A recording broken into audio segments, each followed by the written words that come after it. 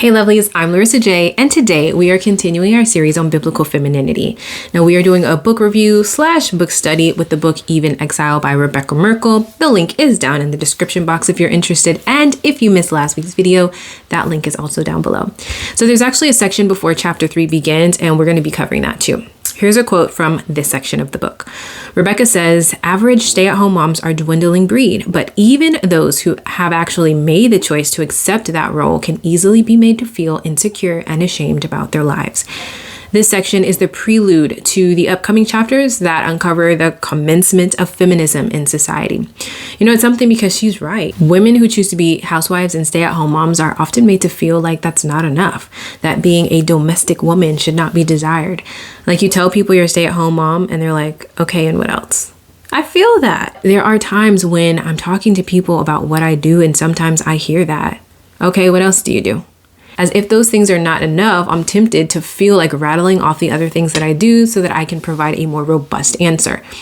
There is a narrative in our society that teaches you that you should aspire to be a career woman. Don't choose to be a housewife or a homemaker, a stay-at-home mom. Goodness, no. Why waste your life doing that? Or you're subconsciously programmed to believe that a domestic woman isn't as valuable or important or intelligent. Being a wife, a mother, and a homemaker and doing these jobs with excellence is very significant. Those things alone are huge accomplishments when done well, especially in the modern world that we live in today. Why don't we value those things? A woman who can keep a husband, raise well-behaved, intelligent children, run an organized, tidy home, cook, clean. Those are rare finds nowadays. Why isn't it prized by society? Why is this kind of woman made to feel less than? You know, it's almost like virginity. Many of you know my story. My husband and I were virgins when we got married. It's a rare thing. Why isn't virginity prioritized and valued as it should be? Instead, virgins are often made to feel less than. Do you see how our culture works? It's insane, but I digress. Women are naturally and biologically created and designed to operate in the role of motherhood.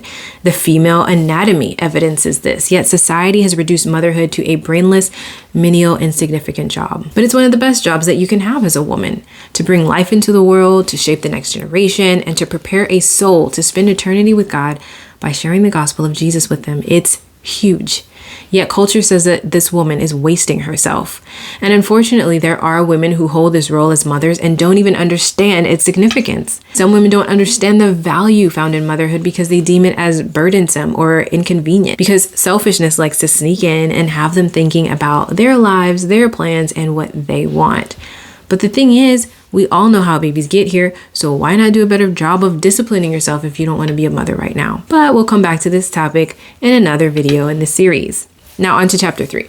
So Rebecca begins by saying that feminism did not spring up armed and dangerous in the 1960s when Gloria Steinem started making headlines. Actually, by the time abortion was legalized in America, feminism was close to 200 years old. In this chapter, she introduced a woman named Mary Wollstonecraft. Mary lived an unconventional life for her time, and she was a radical thinker. She ended up having an affair with a married artist who was also a radical thinker. She published 2 books, one of which was considered to be one of the first philosophical treatises of feminism. She traveled to France and gave birth to an illegitimate child by an American man who abandoned her. She took her daughter back home with her to England and attempted to commit suicide because her lover didn't want her. Then she became pregnant by another man named William Godwin. He was a radical thinker and he rejected the idea of marriage. But they decided to get married anyway, regardless of their beliefs, so that the child would be considered legitimate.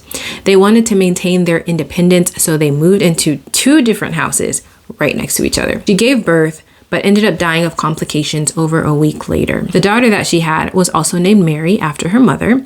She was raised by her father and received a radical education. She was taught the idea of free love and reject traditional sexual norms. She grew up to have an affair with a married romantic poet named Percy Shelley. They left his pregnant wife in England and traveled to Switzerland together. When they returned, Mary was also pregnant. The baby died, but she later got pregnant and gave birth to that second child. At 18 years old, she began writing the novel Frankenstein. Later that year, her lover's wife committed suicide, and 3 weeks later, Percy married Mary. This is just a bit of background as we uncover more about the history of feminism. So stay tuned for next week's video as we dive a little deeper into this topic, and I will see you then. Bye.